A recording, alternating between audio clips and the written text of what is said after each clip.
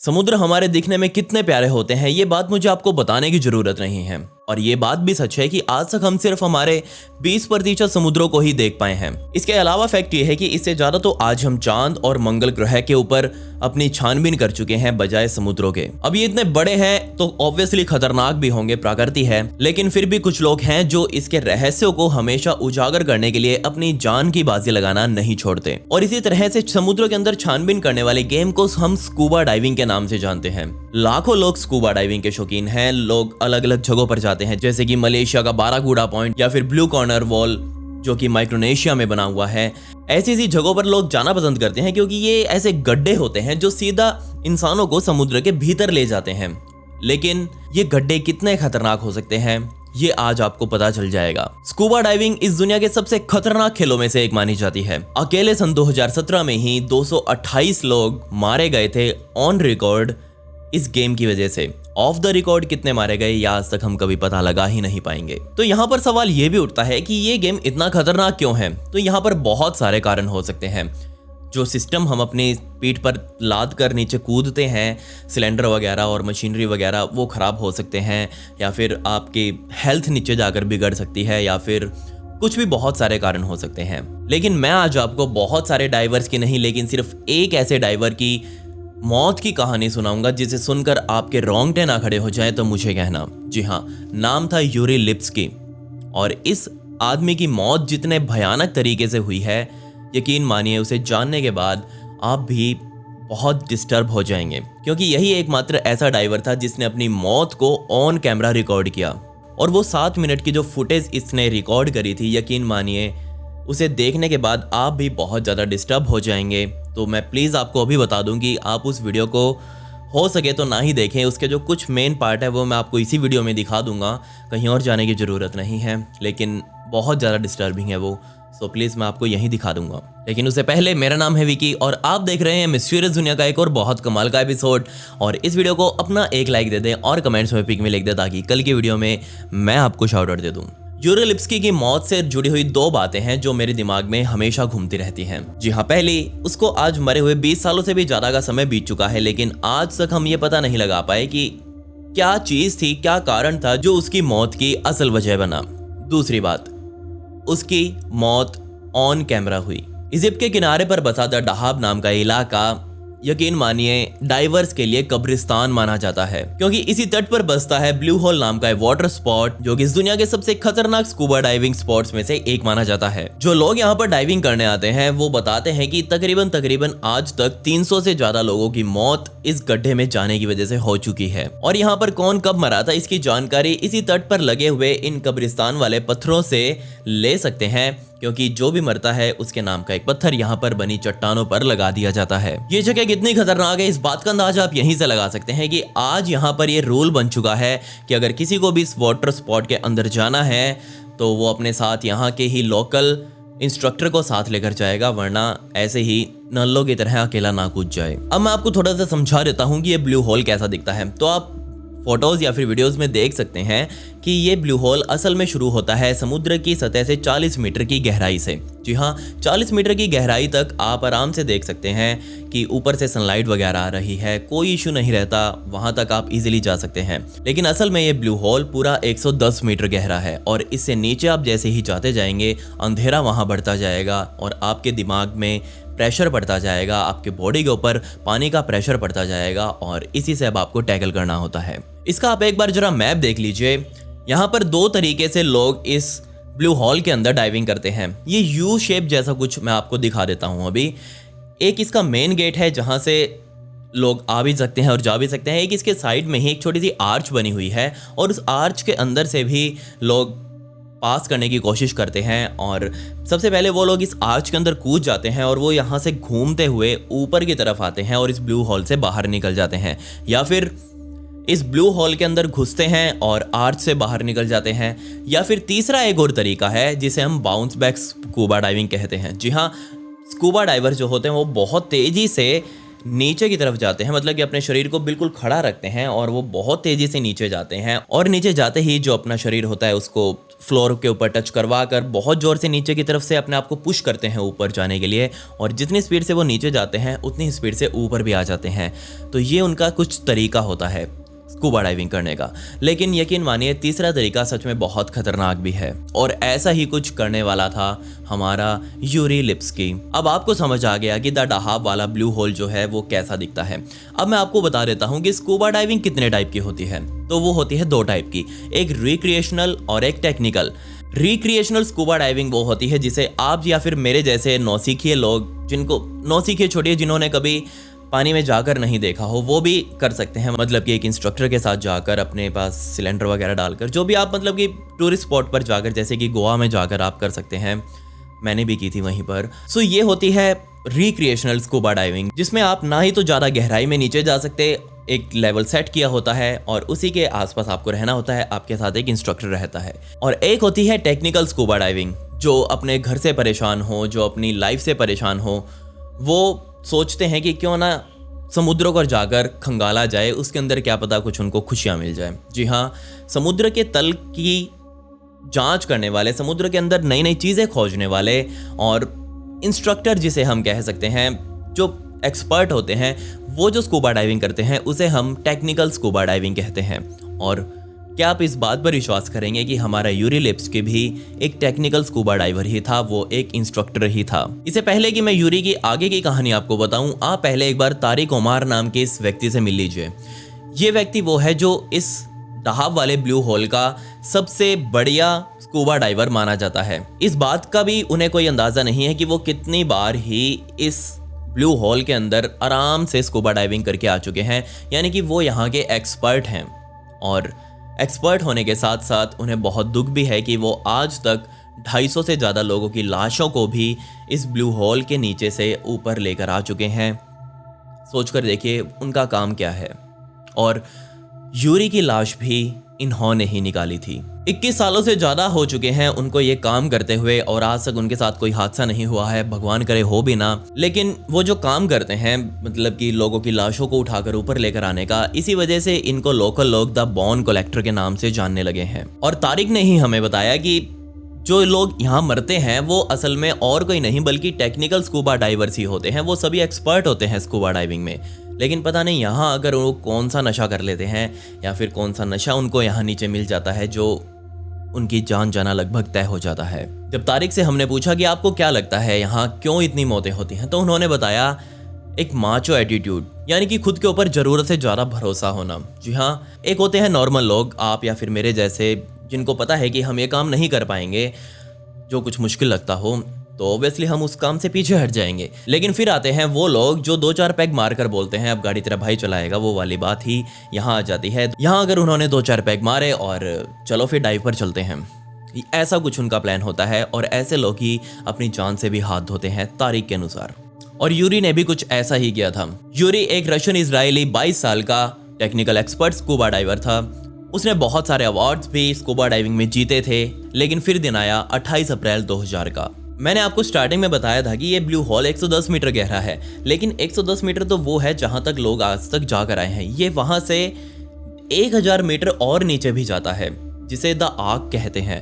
तो अब बात करते हैं यूरी की। तो यूरी ने उस दिन अर्ली मॉर्निंग अपना तामझाम सारा सेट किया अपनी कमर पे, अपनी पीठ पे, वो आगे बताऊंगा क्या हुआ था उसके साथ। तो उसने सेट किया और वो सीधा डाइव के लिए इसके अंदर कूद गया। लेकिन जहां उसकी लिमिट थी 50-60 मीटर की, वो अपने इसी सामान की वजह से ही पूरे 300 मीटर की गहराई में अब जा चुका था, जहां दूर दूर तक उसे सिर्फ समुद्री जानवरों के अलावा या फिर आसपास मूंगा चट्टानों के अलावा कुछ दिखाई नहीं दे रहा था। और इसी 300 मीटर वाले स्पॉट पर यूरी की मौत हुई थी। पूरे 2 दिन लगे थे तारिक को यूरी की लाश को बाहर निकालने के लिए। और जब लाश बाहर निकली तब तारिक ने बताया कि यूरी के पास कोई बड़ी डाइवर नहीं था। बड़ी डाइवर वो होता है जो आपके साथ जाता है, मतलब कि आपका ही कोई दोस्त हो। इन केस अगर कुछ दिक्कत हो जाती है, कुछ भी मशीन फेलियर हो जाता है या फिर पैनिक हो जाता है अंदर जाके, तो बड़ी जो होता है वो साथ में आपको मदद करता है, आपको सरफेस तक लेकर आता है। तो इसीलिए तारिक ने कहा कि यूरी के पास कोई बड़ी डाइवर भी नहीं था, वो अकेला ही सोलो डाइविंग कर रहा था। और तारिक के अनुसार यही सबसे बड़ी गलती थी यूरी की, क्योंकि ये जगह ऐसी है जहां आप सोलो डाइविंग नहीं कर सकते, यहाँ कुछ भी दिक्कत हो सकती है। लेकिन आखिर यहाँ पर यूरी के साथ हुआ क्या था, क्या चीज़ थी जो यूरी की मौत का कारण बनी? तो सबसे पहला पॉइंट तो मैं आपको ये कंसिडर करवा दूंगी, उसकी मौत का कारण वो थी जो आज हमारे शरीर में अभी भी घूम रही है। जी हाँ, ऑक्सीजन। अब आप कहेंगे कि ऑक्सीजन कैसे? तो मैं आपको बता दूं कि यहाँ ऑक्सीजन ने ही उसके शरीर के अंदर जहर घोल दिया था। कैसे, चलिए जानते हैं। जब यूरी की लाश को सबसे पहली बार तारिक ने देखा तो वो समझ गया था कि यहाँ उसने बहुत सारी गलतियां की हैं। सबसे पहले तो कोई भी डाइवर अगर अपने साथ कैमरा लेकर जाता है, वो या तो गोप्रो लेकर जाएगा छोटा सा, या फिर और कोई हैंडी कैम जो बिल्कुल छोटा सा हो, लाइट वेट हो। और मेरे ख्याल से आप अपने साथ डाइविंग करते टाइम 3-3.5-4 किलो का कोई बड़ा सारा DSLR तो लेकर जाने से रहे। सही बात है ना? लेकिन यहाँ यूरी ने ऐसा ही कुछ किया था। इतना बड़ा कैमरा वो अपने सर के ऊपर लाद कर इस पानी में कूदा हुआ था। और इसी कैमरे में एक 7 मिनट की वीडियो बनी हुई थी जिसमें देखा जा सकता है कि यूरी लगातार पानी में नीचे और नीचे और नीचे जाता जा रहा है।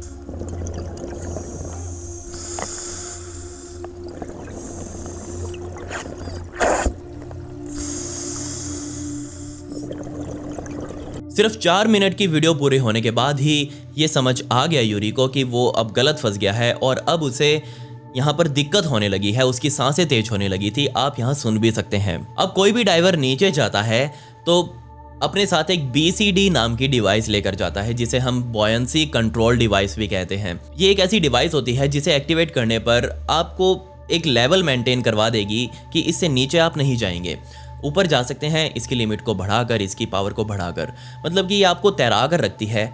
और ऐसी ही एक डिवाइस भी यूरी अपने साथ लेकर गया हुआ था। लेकिन ये डिवाइस तो ज़रूरी है, सभी लेकर ही जाते हैं, पर वो अपने साथ एक बेल्ट लेकर गया हुआ था। और वो बेल्ट जो थी उसने यहाँ बांधी हुई थी, और उस बेल्ट के ऊपर अलग से तकरीबन 16 किलो का वेट जो था उसने वो बांधा हुआ था। 16 किलो का भार हम कह सकते हैं। उसने मेटल के कुछ बिस्किट्स वगैरह थे वो यहाँ बांधे हुए थे अपनी कमर पे। और सोच कर देखिए वो बेल्ट उसने क्यों बांधी थी, क्या मतलब था यहाँ पर उस वेट को बांधने का? क्या वो यही चाहता था कि वो सीधा अपने ऊपर वेट वगैरह बांध कर 4 किलो का कैमरा, 16 किलो अलग से ये BCD डिवाइस अलग से हो गई, ऑक्सीजन सिलेंडर अलग से हो गए, उसके शरीर से ज़्यादा भार तो उसकी मशीनों का था, तो उसका क्या मतलब था कि वो सीधा नीचे ही जाएगा? क्या उसको बीच में कहीं रुकना नहीं था? क्या उसने सोच रखा था कि वो 1000 मीटर डीप में जाएगा? देखते हैं। इस वीडियो में हमने 4 मिनट कुछ सेकंड्स पर देखा कि यूरी ने अपनी BCD डिवाइस को एक्टिवेट किया है। मतलब कि वो 300 मीटर से पहले ही समझ चुका था कि वो गलत आ गया है और अब उसे यहीं पर अपना लेवल मेंटेन कर लेना चाहिए या फिर ऊपर जाना चाहिए। उसने अपनी BCD डिवाइस को एक्टिवेट करने की आवाज़ जो थी वो हमें इस वीडियो में सुनने को मिली, लेकिन पता नहीं क्यों पर BCD डिवाइस एक्टिवेट ही नहीं हुई। उसने 2-3 बार फिर से कोशिश करी, पैनिक आ गया उसे, उसने 2-3 बार फिर से कोशिश करी, लेकिन वो डिवाइस एक्टिवेट नहीं हुई और बजाय एक्टिवेट होने के वो डिवाइस वहीं फट गई। अब अगर यूरी अपने साथ कोई डाइविंग बड़ी लेकर गया होता तो यहीं पर ऐसी ही इमरजेंसी में वो उसके काम आ जाता, लेकिन बिना डाइविंग बडी के यूरी को सरफेस पर लाना लगभग नामुमकिन काम था। जब यूरी की ऑटोप्सी की गई तो उसमें सामने आया कि यूरी की मौत नाइट्रोजन नार्कोसिस की वजह से हुई है।